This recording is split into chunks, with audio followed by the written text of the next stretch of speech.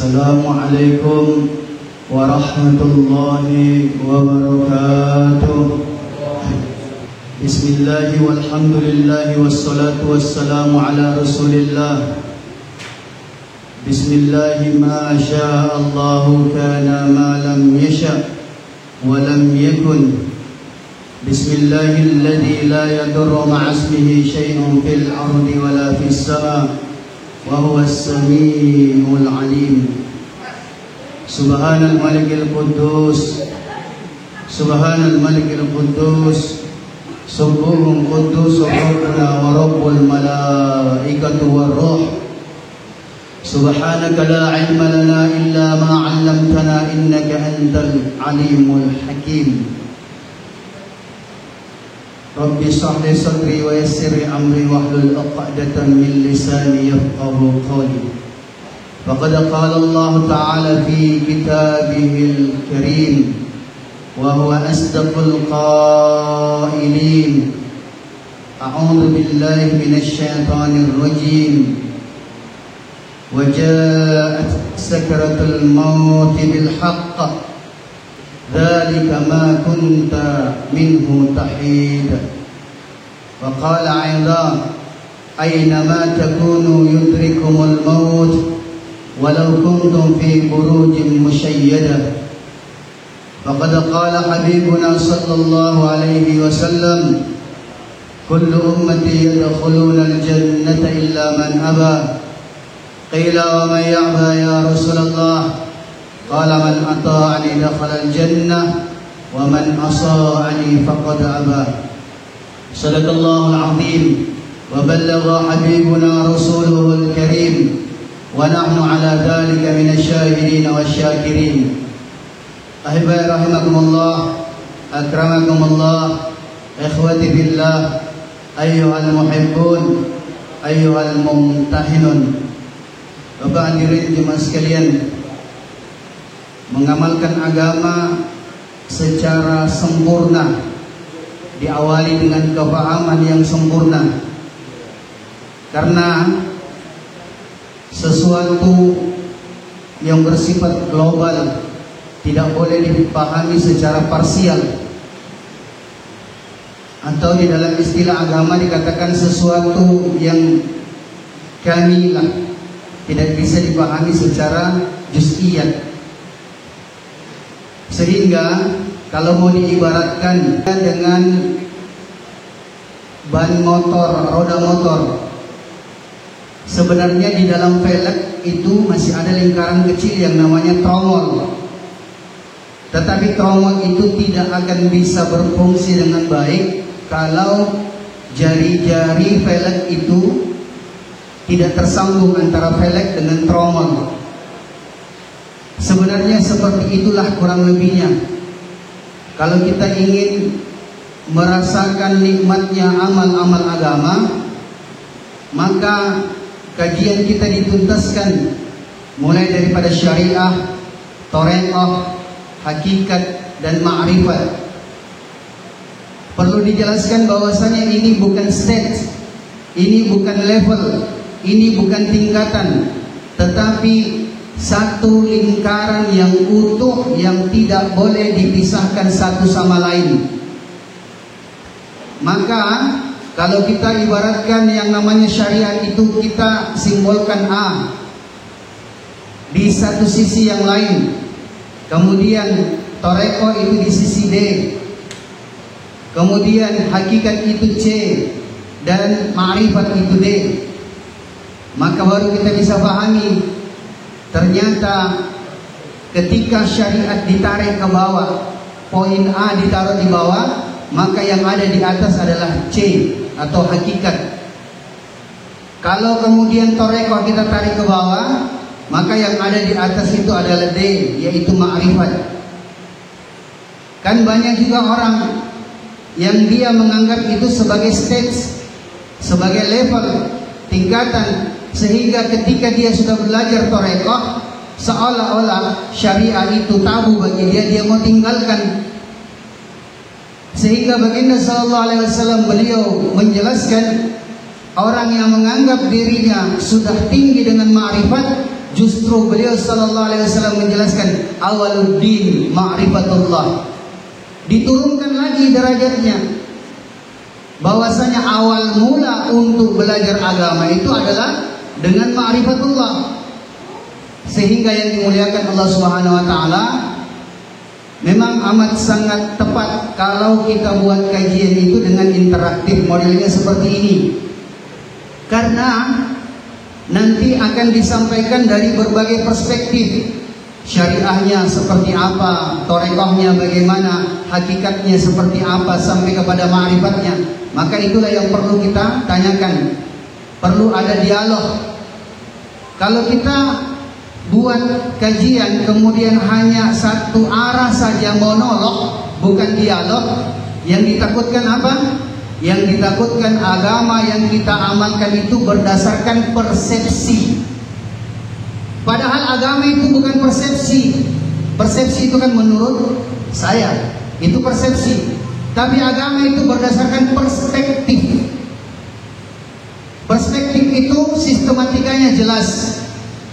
Yang menyampaikan siapa, gurunya itu siapa, sanadnya bagaimana, sampai kepada Rasul sallallahu alaihi wasallam. Maka yang dikehendaki dari amal-amal kita ini adalah tersambungnya sanad keilmuan kita sampai kepada Rasul. Maka kalau belum ada sanadnya, ini kita kemudian harus tanya dalam diri kita, wah ini saya kayaknya masih persepsi. Yang dimuliakan Allah Subhanahu wa taala, bahkan kajian seperti ini kalau kita tidak bisa buat pekanan, minimal kita yang di instansi, yang di medis, minimal setiap awal bulan atau akhir bulan kita buat. Kenapa? Supaya perjalanan hidup kita sepanjang-panjang tahun itu dalam bingkai agama. Semisal kalau hanya kita buat di dalam bulan Ramadan, maka kita terkadang bingung apa yang mesti kami buat di dalam bulan Syawal. Bagaimana nanti kemudian ketika sudah masuk Dzul Qa'dah, seperti apa perlakuan amal ketika kami di bulan Dzulhijjah. Maka kalau kita buat di akhir bulan atau di awal bulan, kita akan terjaga. Oh, persoalan ini adalah persoalan yang mesti didahulukan. Yang dimuliakan Allah Subhanahu wa taala, termasuk kajian kita, tema yang diberikan oleh panitia tentang kematian. Ya, sedikit kita mengulang lagi materi yang kemarin. Langsung menjawab juga beberapa pertanyaan yang belum sempat dijawab dengan tuntas. Tidak semua keadaan ujuk-ujuk langsung ke Yasin. Sedikit-sedikit Yasin, sedikit-sedikit Yasin, sedikit-sedikit Yasin. Maka perlu kita pahami kalau ada orang sakit. Ini sudah disampaikan Pak pekan lalu. Kemarin saya buka YouTube-nya masih ada. Itulah bagusnya kalau di YouTube kan ada dokumentasi dan tersimpan, terset dengan baik. Tapi kalau ini pun juga sudah disampaikan tahun lalu dan kita tidak amalkan dalam 11 bulan, yakin dan percaya kita pasti bingung. Kenapa? Karena amal agama itu menurut Maulana Qasim Quraisy, beliau menjelaskan ad-dinu ma'mulat laisa ma'lumat. Ini baru maklumat Pak kalau kita buat begini. Baru woro-woro, baru iklan. Tetapi kalau sudah kita buat dalam amal, insya Allah itu lekat. Maka kalau ada orang sakit, perhitungan orang sakit itu, insya Allah perhitungan orang sakit yang dia akan menuju kepada kematiannya adalah 12 hari. Kalau sudah menuju, maka amal yang pertama kita buat ketika siapa saja yang sakit, termasuk diri kita. Amal yang pertama kita buat, karena kalau medis itu urusannya dokter, urusannya perawat, urusannya ustadz, ini adalah mengarahkan kita semua untuk kemudian sibuk dalam amal.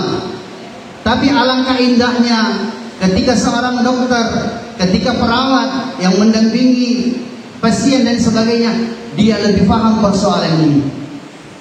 Kalau kita lihat rumah sakit Ibnu Sina sekarang di Makassar itu, Masya Allah, Itu ada speaker yang kecil yang memang soft dibuat khusus untuk didekatkan dengan pasien. Ada saat-saat tertentu yang dia itu diberikan bisikan-bisikan qalbu bahasanya, nasihat-nasihat atau pengobatan secara ruhiyah, supaya komplit lengkap kita punya rumah sakit. Jangan kemudian kita katakan, kami kan ini rumah sakitnya hukumiyah, rumah sakit pemerintah. Justru ketika pemerintah dia harus lebih baik dari swasta. Yang dimuliakan Allah Subhanahu wa taala, amal yang pertama 3 hari pertama kepada orang sakit, apakah kita buat praktek ataukah kemudian orang itu sudah masuk rawat inap, maka 3 hari yang pertama kita sarankan kepadanya atau kita pun juga buatkan amal kepadanya. Amal yang pertama yang dibuat adalah membacakan Al-Fatihah 7 kali, 1 nafas disambung. Semua dibacanya di wasal. Makanya ini butuh tirakat. Tirakat kita latihan dulu. Kalau kemudian kita sudah pernah bisa tembus 7 kali membaca Al-Fatihah dengan 1 nafas, baru kemudian kita menghadap kepada Ustadz untuk qabiltu, menerima amal untuk kita amalkan. Sederhana Pak, bahkan ini akan menyehatkan. Bangun tahajud dalam keadaan kita sakit sekalipun, untuk terapi diri kita sendiri. Kalau ini kita lakukan, Masya Allah. Ya, semoga Allah Subhanahu wa taala menjaga. Karena saya lihat kalau tidak amalkan ini, Allahu Akbar. Maaf, jangan sampai juga kita bilang, wah rugi kita buat kajian ini, berkurang kita punya pasien. Itu kan rumah sakit yang berhasil adalah rumah sakit yang semakin hari pasiennya semakin berkurang berarti. Ya, seperti di Jeddah Pak, coba kita lihat di Jeddah. Yang banyak mengisi rumah sakit Jeddah itu adalah orang-orang yang datang haji dan umrah. Penduduk di sana bagaimana? Karena mereka terjaga dalam amal-amal. Ya, semoga Allah jaga kami senantiasa, saya beserta keluarga, bahkan kita semua. Boleh dicari Pak dalam catatan pasien Rumah Sakit Masamba, Rumah Sakit Palopo. Alhamdulillah sekeluarga kami belum pernah tercatat menjadi pasien rawat inap. Jangan sampai dibilang anti dokter, tidak. Melakukan terapi yang pertama Pak, caranya membaca Al-Fatihah 7 kali diwasal semua, 1 nafas. Ditarik nafasnya dalam-dalam, kemudian dibaca Bismillahirrahmanirrahim, Alhamdulillahirabbil alamin, arrahmanirrahim, maliki yaumiddin, iyyaka na'budu wa iyyaka nasta'in. Yang jelas kaifiatnya masih ada. Kalau kita mau ambil ijazahnya, baru kita tirakat latihan. Setelah kita latihan tembus. Kenapa? Karena tidak semua juga orang yang bisa tembus itu. Jadi amal yang pertama begitu. Dibuatkan amalan Al-Fatihah, ditiupkan ke air yang air itu belum dididihkan, air itu belum dinaikkan di atas api. Kemudian ya diberikan minum dan sebagainya. Terapi ini insya Allah bisa terlihat 3 hari berturut-turut. Kalau dalam masa 3 hari dan ternyata orang itu belum dihantarkan untuk kematiannya, insya Allah setelah 3 hari itu kemudian dia sehat kembali, dia pulih, dia sehat. Istri kita juga kalau begitu, Masya Allah tidak bakalan panik dia. Ya. Orang itu kemudian seperti dijelaskan di dalam kitab Hayatus Sahabat, mereka diberikan penyakit dan kemudian menahan dirinya untuk tidak curhat kepada manusia. Dia sibukkan dirinya dalam amal, kemudian dia curhat kepada Allah. Maka apa yang terjadi?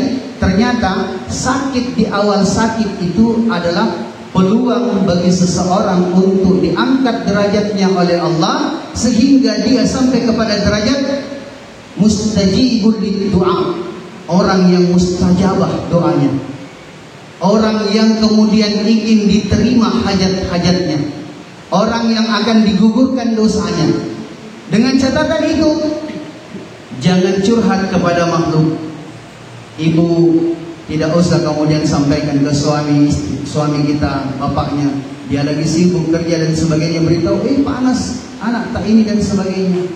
Yang lebih parah lagi, Suaminya sebagai pemimpin rumah tangga, ketika dapatkan berita itu, yang pertama kali dilakukan adalah mendekatkan anak-anaknya kepada makhluk. Sudahkah dikasih bodrex? Ya, sudahkah dikasih ini, itu, dan sebagainya? Dekatkan dia dulu dengan Allah. Sudahkah kita buatkan amalan? Jangan lupa Al-Fatihah 7 kali. Dekatkan dulu dengan Allah. Kemudian setelah itu baru kita buat ikhtiar. Mana yang lebih didahulukan? Karena tidak boleh dinafikan. Karena ikhtiar juga ini adalah perintah Allah untuk kita berikhtiar, untuk kita kemudian konsul ke dokter, untuk datang berobat. Ini adalah ikhtiar yang bahkan diperintahkan. Kemudian kalau 3 hari orang itu masih kondisinya semakin menurun, penyakitnya semakin parah, berarti makanannya bukan lagi Al-Fatihah, bukan lagi Al-Fatihah. Kayaknya ini sudah jadi pasien tetap ini. Rawat inapnya ini harus ya semakin diintens untuk kontrol dan sebagainya. Amalan di hari ke-4 sampai hari ke-6. Kalau dia laki-laki, maka siapa saja yang datang menengok, siapa yang di sampingnya, atau bahkan kalau dia sendiri itu bagus, sibukkan, hadiahkan, amalkan, berikan kepadanya. Makanannya adalah surah Yusuf. Sudah surah Yusuf kita buka di situ di samping ranjangnya. Siapa saja yang datang, tapi kalau mau dibuatkan amalan ini kita baca. Arahkan orang yang datang. Hari ini kan datang Yasin, datang Yasin. Orang masih mau sehat kok. Ya, peluang untuk sehat itu masih besar. Belum makanannya Yasin di situ. Dan di situ kita lihat, kalau dia laki-laki membacakan surah Yusuf, kalau dia perempuan dibacakan surah Maryam. Jadi Masya Allah, kami bukan hanya sekedar menyampaikan amal ini, tetapi ini mujarrabun. Ternyata Masya Allah ya, nasihat ulama, amal-amal yang kemudian diajarkan yang sekarang ini saya sampaikan, itu pernah kami buat kepada ibu kami. Maka ketika dibacakan Maryam kepada perempuan, dibacakan surah Yusuf kepada laki-laki, kalau memang ternyata sakitnya itu belum mengantarkan dia kepada kematiannya, maka lambat laun dia akan pulih kembali. Kalau dia pulih kembali, naik kembali, berarti kembali dia makanannya ke Al-Fatihah, kembali ke atas. Dia tidak semakin menurun kondisinya. Tapi kalau semakin menurun kondisinya, maka yang datang sudah tidak dikenal, sudah menggigau apa dan sebagainya. Makanya jangan dianggap jangan dianggap enteng ini amalannya orang-orang tua kita. Kalau dia datang, dia usap kepalanya orang sakit, kemudian dia bisi di telinganya, "Tatan reimu kagak?" Kan begitu sering kita dengar. Ini awalan yang tinggi, mulia, agung, Pak. Ini torekohnya ini Masya Allah. Untuk mengetahui kondisi orang yang didatangi ini, makanan dia sekarang itu apa. Kalau dia sudah kondisinya tadi, diberikan makanannya Yusuf dan Maryam tidak bisa, maka turun ke bawah. Makanan berikutnya ini adalah suratul Kahfi. Baik laki-laki maupun perempuan, bacakan surah Al-Kahfi kepadanya selama 3 hari berturut-turut. Siapapun yang datang, bahkan kalau perlu kita buat sip, kita buat jaga. Jaganya seperti apa? Dijaga ya mungkin siapa saja. Intinya dalam 24 jam. Tapi jangan juga satu orang menjaga 24 jam di situ. Satu orang mungkin 2 jam. Berarti setiap 2 jam bergantian. Ya kalau dia 3 orang kan lumayan, dapat istirahat 4 jam kemudian menjaga lagi. Tetap senantiasa di samping orang yang sakit. Kalau ICU boleh Pak ya? Boleh Pak ya? Satu orang. Yang dimuliakan Allah Subhanahu wa taala. Kalau kemudian kita berada di sampingnya, kemudian amal Al-Kahfi sudah dibuat, kondisi orang ini kalau memang dia mau pulih, dia mau baik kembali, itu sudah jelas. Kalau dokter medis kan juga bisa tahu, wah ini masih ada peluang, masih ada harapan. Ya, meskipun terkadang harus bisik-bisik, tapi bisik-bisik kepada orang kepercayaan, orang yang bisa orang yang bisa dipercaya dalam keluarga itu, dan menyimpan rahasia itu, ya, untuk kemudian dia tidak nyeloteh, untuk tidak dia siarkan. Ya, perlu disampaikan kondisi yang sebenarnya. Tetapi yang lain tetap dibesarkan jiwanya. Ada satu orang yang harus tahu kemudian keadaan itu. Kita panggil, beritahu. Begitu juga kalau dibuat amal. Kalau dibuat amal, kalau dia masih mau baik, maka setelah dibacakan Al-Kahfi, insya Allah dia baik, berarti naik lagi dia. Ya, stage-nya naik, kembali ke Maryam atau Yusuf, kembali kalau dia mau pulih, kembali ke Al-Fatihah, insya Allah pulih. Tapi kalau sudah sampai hari ke-9, kita tunaikan haknya orang sakit, setelah kita bacakan daripada Al-Kahfi kepadanya, dan kondisinya dia ini semakin menurun, hebat dokter kalau ini beritahu sama yang lain. Kalau ada anaknya yang merantau jauh, kalau ada anaknya yang disayang, ada yang lain kita mau hadirkan, tapi kalau bisa kita suruh ambil cuti, datangkan dia, hadirkan dia. Ini tinggal 3 hari, Pak. Datangkan dia, hadirkan dia. Makanya kalau sudah seperti itu, perawat yang mendampingi pasien, dokter dan sebagainya, maka Masya Allah, ini bisa viral kita, Pak. Wah, ini bukan dokter kaleng-kaleng, ini dokter lahir batin ini kalau begini. Kalau dokter lahir batin itu, Pak, biar istrinya sampai 4 sah-sah saja. Yang dimuliakan Allah Subhanahu wa Ta'ala, maka Masya Allah, ketika sudah lewat tadi sampai hari ke-9, kondisi dia semakin menurun, makanan dia saat itu adalah sudah masuk di Yasin. Di situ baru Yasin. Maka Yasin juga kita senantiasa jaga, kita bacakan itu 3 hari paling lama, Pak. 3 hari paling lama sampai hari ke-12. Maka ketika sudah sampai hari ketiga kita bacakan Yasin, yang mengaku sayang, yang mengaku dicinta, anak emas, apa dan sebagainya, anak yang capu-capu, ya, suruh datang di situ, duduk di situ.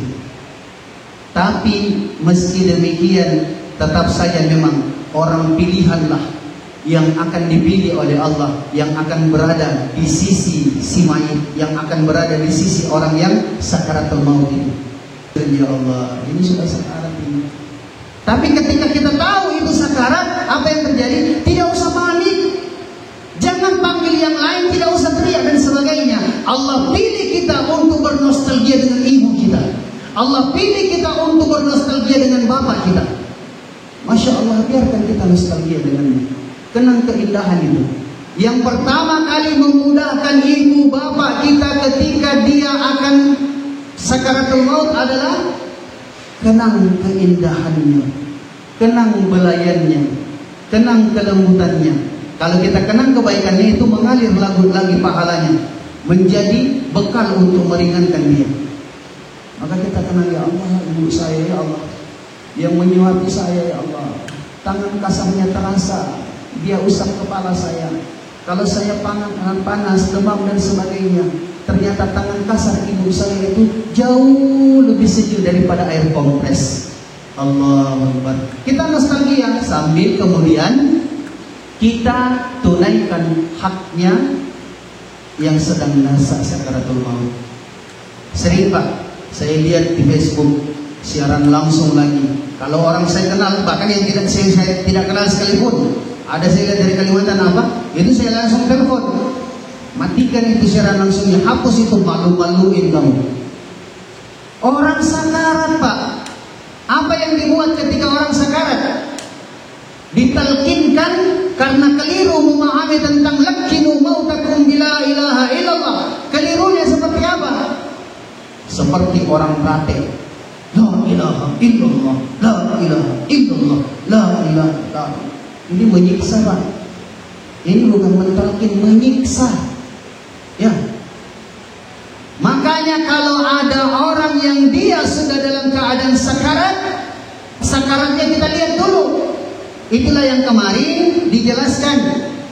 Kenapa dokter kalau datang cek pasien, kalau orang tua datang jenguk, yang dipegang kakinya, maaf, bukan mau mengetahui suhu tubuhnya. Ya, karena suhu tubuh yang paling dekat itu ya di jidat, di mulut di sini atau di ketiak. Bukan untuk mengetahui suhunya di situ, tetapi untuk apa? Untuk mengetahui apakah ruh sudah meninggalkan kaki.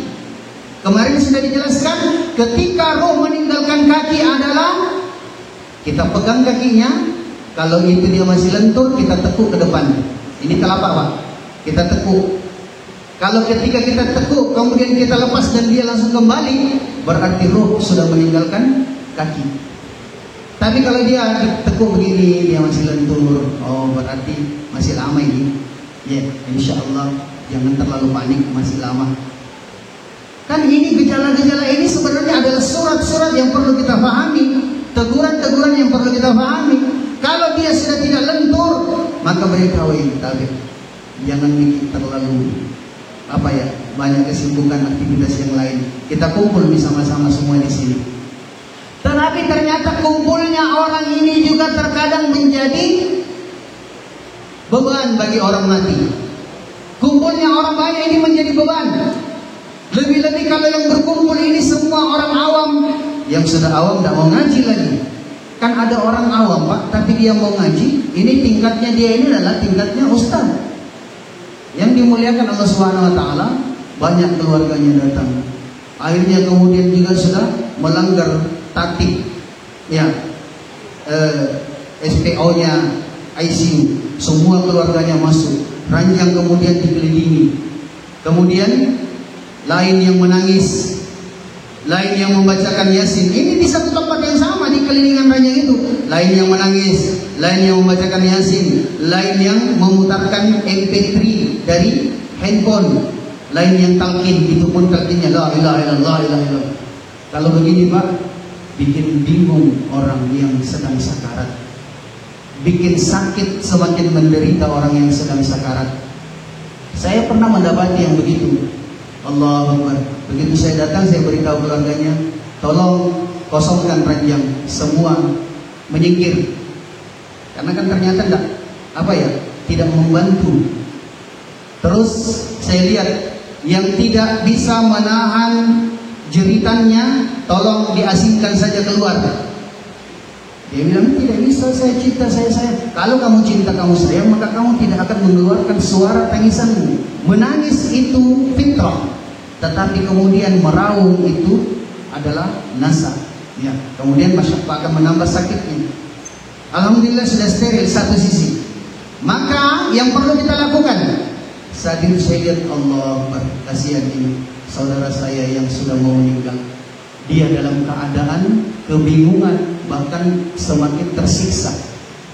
Inilah perlunya kita ngaji tasawuf.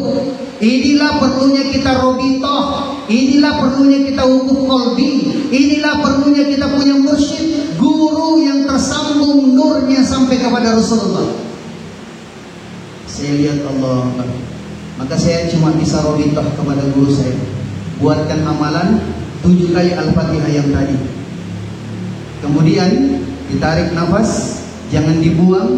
Setelah itu jadi nafas yang tadi ditahan, ditiupkan di telinga kanannya dengan tenang. Kalau kita sudah tiupkan, insya Allah kita lihat reaksinya. Saya lihat, wah, sudah mulai tenang dia. Tenang artinya tidak bergerak-gerak dia secara bergeria. Tapi melihat matanya itu masih kesana kemari seperti orang bingung. Jadi praktek di lapangan ini perlu, Pak, untuk semakin menajamkan analisis kita, metodologi kita di dalam praktek amal. Saya lihat, apa yang menjadikan orang ini kok matanya masih liar. Saya kemudian melihat, oh ini MP3. Jangan dibilang membantu, Pak. MP3 yang bahkan itu murattal, itu yang menjadikan dia bingung. Maka saya beritahu tadi, bisa tak dimatikan? Tolong kita matikan itu. Setelah dimatikan sudah mulai agak tenang. Kan begini kenyataannya, Pak. Ketika dia sehat, Allahu Akbar, sangat jauh dari Al-Quran. Ketika dia sehat, masjid dibunyikan setengah jam sebelum waktu sholat. Oh, protesnya minta ampun, apa itu bikin ribut-ribut. Giliran mau mati, pagi sampai siang sampai malam minta diputarkan MP3. Allahu Akbar. Maka kalau seperti itu terbukti, ya, oh kayaknya ini ini, dia bingung, sudah dimatikan. Begitu sudah ditenangkan, buatkan lagi amalan yang sama. Saat itu setiap kita sedang butuh, Pak. Siapapun, bahkan guru kami beritahu, ketika datang berita kematian tentang saya, sakaratul mautnya saya, buatkan saya amal yang sama. Robi toh sampaikan itu. Bahkan kita jauh, Pak, tapi diminta buatkan itu. Kita buatkan tenang. Dan kalau kita sudah punya amalan ini, Allahu Akbar, setiap saat terbayang wajah ibu kita yang dia sedang senyum. Kenapa tiba-tiba dalam keadaan kita bekerja, dalam keadaan kita berkendara dan sebagainya, tiba-tiba kita diingatkan sama ibu kita. Tiba-tiba seolah-olah ada aroma masakan ibu kita. Tiba-tiba seperti apa? Ini adalah surat-surat untuk kemudian mengingatkan kepada kita. Ibu kita lagi rindu, kiriman itu tidak ada. Sambil kita berkendara, kita buatkan amalan kepada ibu kita. Buatkan Al-Fatihah, kirimkan kepadanya, Masya Allah. Terbayang lagi, oh senyum, kasihan mamaku. Tenang lagi dia. Ya saya punya bapak juga dan sebagainya. Buatkan senantiasa amalan. Maka dibuatkan amalan yang kedua. Kalau sudah dibuatkan amalan yang kedua, baru kita lihat, Pak, ini sudah mulai tenang. Baru kita talqin. Maka talqinnya adalah didekatkan di telinganya, dibujuk, jangan didesak. Kalau dia masih bisa respect, masih bisa respon, maka sempurna. Boleh kita talqin dengan La ilaha illallah. Kita lihat. Kalau dia sudah ucap, berhenti. Semua tenang, berhenti di situ. Cukup di situ. Tugas orang yang mentalkinkan itu adalah menjaga. Dia perhatikan terus. Selagi dia tidak mengigau, tidak ada ucapan yang lain, maka inilah yang dikatakan man kana akhirul kalamihi. Cepat lilanya, ujung ucapannya adalah la ilaha illallah. Kemudian dia bisa tenang, tidak berucap. Biar 1 jam setelah kita talqinkan itu, sepanjang dia tenang, berarti itulah yang terakhir dia ucapkan. Jangan didesak terus seperti orang perhati. La ilaha illallah, Allah. Kemudian kalau dia sudah tidak respect, dia sudah tidak respon atau sudah masyaqqah, maka jangan ditalqinkan dengan talqin panjang. Kenapa? Ditakutkan jangan sampai nanti kita talqin panjang la ilaha illallah, dia baru sampai la ilaha. Matinya apa coba kalau gitu? Matinya tanpa punya Tuhan. Maka kalau dia sudah tidak respon, kemudian dia belum ucap itu, kita bujuk dia. Usap kepalanya, buatkan Al-Fatihah, tiupkan ke telinganya, kemudian kita talqin saja cukup dengan Allah. Sambil kita pelani Allah. Kalau dia belum ucap, maka kita buatkan amalan lagi Al-Fatihah, tiupkan ke telinganya, talqin lagi dengan Allah. Hebatnya kalau dengan lafaz Allah, kalau dia katakan A kemudian dia mati, maka alif atau hamzah di lafaz Allah itu bermakna Allah. Wallahu wahidul qahharul azizul jabbar. Hebatnya kalau dengan lafaz Allah. Kalau dia katakan al kemudian dia meninggal dunia, itu malah mema'rifatkan, alif lam ma'rifat, menunjukkan kepada Allah. Kemudian kalau dia katakan Allah, sudah pasti, atau hu saja, ini juga menunjukkan dhamir ghaibiyah lil mufrad, wallahu Allah, Allah. Maka yang dimuliakan Allah Subhanahu wa taala, kalau kita sudah tahu kaifiat talqinnya begitu. Dan ternyata yang saya hadapi hari itu, saya sudah buatkan. Dia sudah ucapkan Allah. Tapi saya melihat matanya masih mencari. Ada yang dicari. Dan disitulah Pak, kita semua akan berada di wilayah itu. Kita semua akan sampai kepada persoalan itu. Ada yang dicari. Maka ini praktek ilmu memang kalau di lapangan baru bisa dilihat, terjabarkan. Saya lihat-lihat, oh ini orang dia dekat sama anak gadisnya. Di situ ada pilihan, ada istrinya dan anaknya. Kalau istrinya saya panggil, maka saya tidak akan bisa interaksi dengan istrinya. Tapi kalau anaknya, dia ponakan saya. Akhirnya apa? Begitu anaknya saya panggil, saya beritahu, nah, ada suara yang dirindukan Bapak tak. Kita semua begitu. Anak yang paling kita sayang.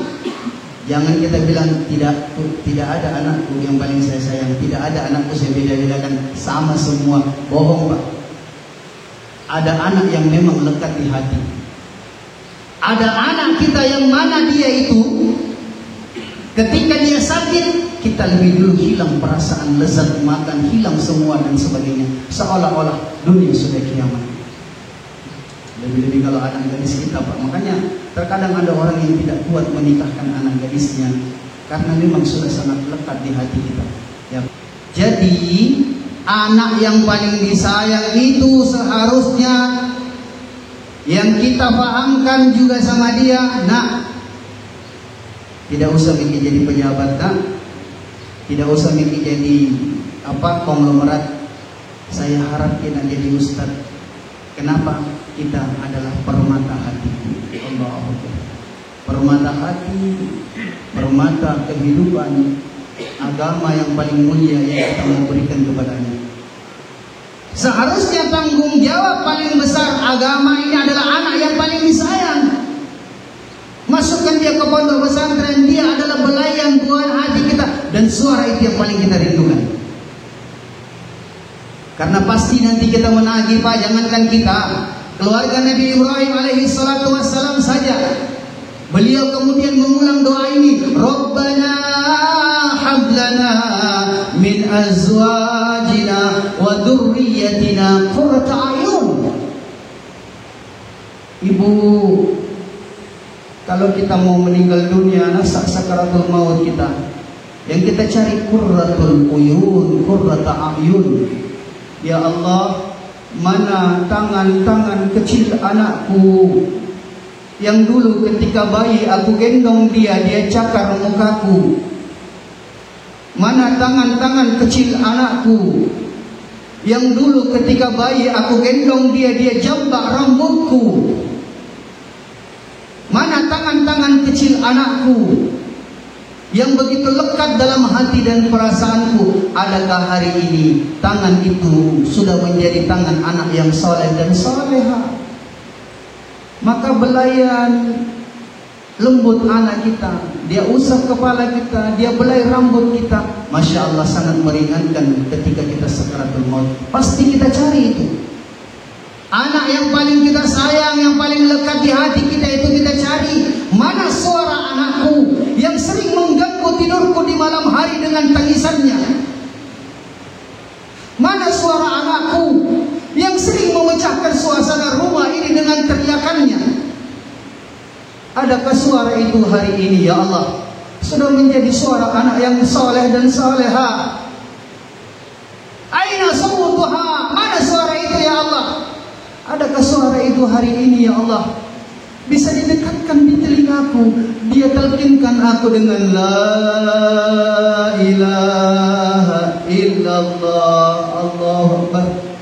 Dan ternyata benar, yang saya pilih hari itu adalah anak gadisnya.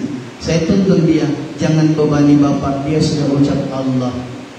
Tapi dia rindu ingin mendengarkan suara anak gadisnya, penyejuk matanya. Sudahkah kemudian dia bisa menjadi pengantar untuk menghadap kepada Allah? Maka saya beritahu dengan suara khasnya kita, jangan menangis, bisikkan dengan Allah. Maka Masya Allah, setelah kita bantu dengan robito, dengan mubuk kolbi, anaknya bisikkan di telinga bapaknya dengan Allah. Anaknya beritahu, wallahi demi Allah, saya lihat begitu ternyata orang sakaratul maut. Begitu ternyata ketika nyawa itu lepas, begitu selesai Allah, bapaknya mengikuti ucapan Allah. Begitu sampai di langsung kemudian orang tuanya meninggal dunia. Anaknya pun juga pingsan. Saya beritahu, Masya Allah, Allah nampakkan sama kamu satu pelajaran yang sangat berbahagia, berharga. Maka berbahagialah kamu. Ini pesan untuk kemudian kita bisa semakin mendalami agama.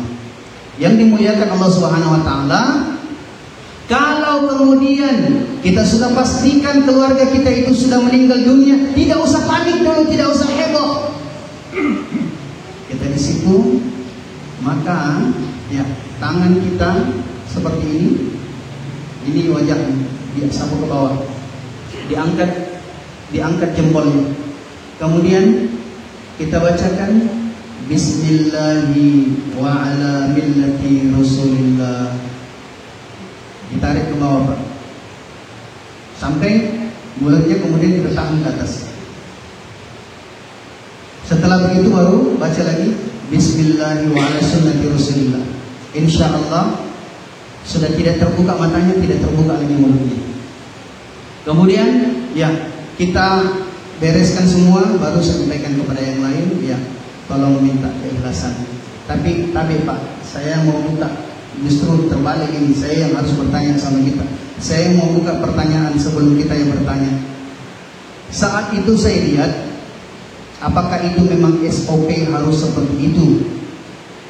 Ternyata saya secara pribadi sudah pastikan, ya, saudara saya, kerabat saya itu sudah meninggal. Tapi kemudian perawat yang mendampingi dibilang, kami belum selesai Pak, masih ada tugas kami. Saya bilang, kami ikhlas, kita lepas usaha semua. Tapi apa yang terjadi Pak? Ya itu masih dipompa jantungnya. Sampai berkali-kali Pak. Sampai kemudian sudah tidak kuat saya. Akhirnya saya lihat, oh ada dokter yang senior yang bisa saya kemudian bisikan, tapi kami sudah ikhlas, tidak usah dibuat begitu. Ternyata efeknya Pak, saya lihat efeknya.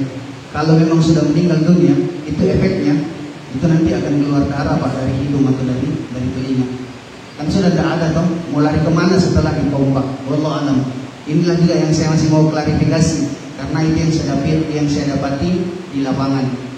Ya, sebenarnya masih kalau kita mau masuk ke praktek untuk mengkafani, memandikan, mengkafani sampai memasukkan ke lahat, ya masih butuh kayaknya satu sesi, satu pertemuan lagi.